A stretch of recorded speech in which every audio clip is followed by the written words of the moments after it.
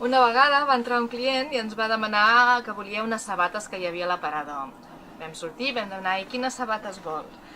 Diu, les que porta aquest maniquí. I ens el vam quedar mirant i diem, però si aquest maniquí porta les sabates pintades.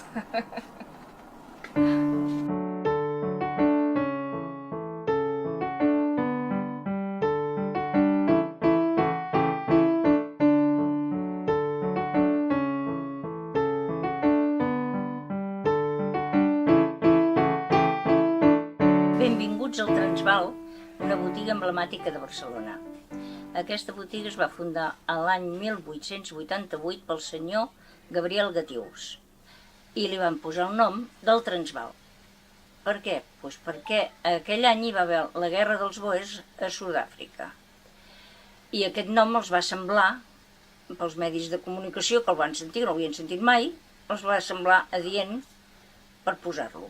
Aquest senyor, com era molt normal, vivia a sobre la botiga i a darrere, a l'altra tenda, hi havia el taller i allà era on se confeccionaven totes les prendes.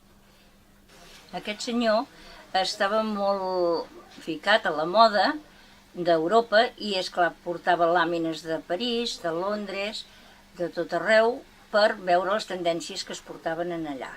Bé, en aquesta botiga es feia la roba de vestir, abric, trajos i vestits de comunió dels nens i trajos dels nens, que anaven en trajo abans. I després ja vam anar amb la roba laboral, que es feia la roba de mecànic, la roba de metges, de cambrers i cuiners, i és el que continuem fent. Bé, llavors del senyor Gabriel Gatius va passar al senyor Isidre Gatius. Aquí va durar bastants anys i llavors va passar ja a la filla.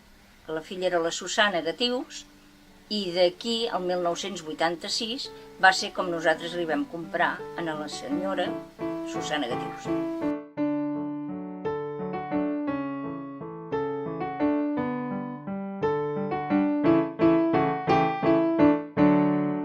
El 1986 la meva mare s'incorpora a la botiga i passem nosaltres a portar aquest negoci. Del 86 fins al 2000 va estar ella sola i a partir del 99-2000 ens vam incorporar la meva germana i jo. La meva germana és qui porta la part del taller, que ara ja no està aquí a la botiga, sinó que està fora, a Caldes de Montbui.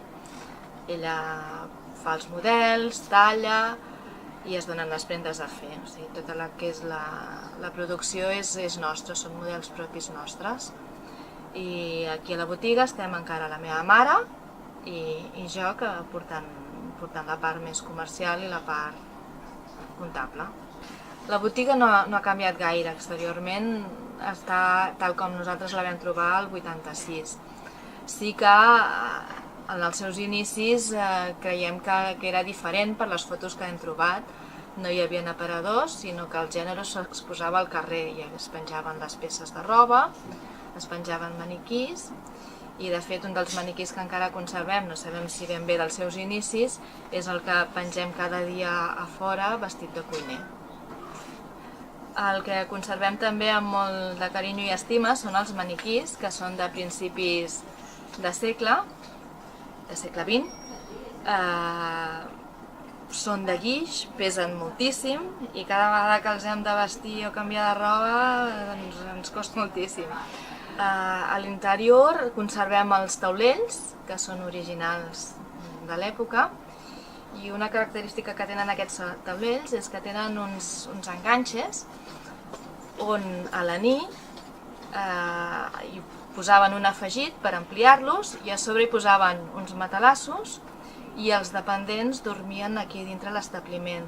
Penseu que molts vivien lluny, bé, de fet venien o d'Horta o de Sant Andreu i eren distàncies llargues. També l'horari de botiga sé que era ininterromput.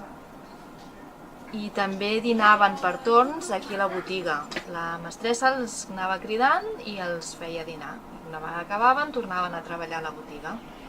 Un altre dels elements originals són les bigues, que de fet estaven tapades i van ser els meus pares qui fent una mica de reforma i de neteja quan es van quedar a la botiga van destapar-les.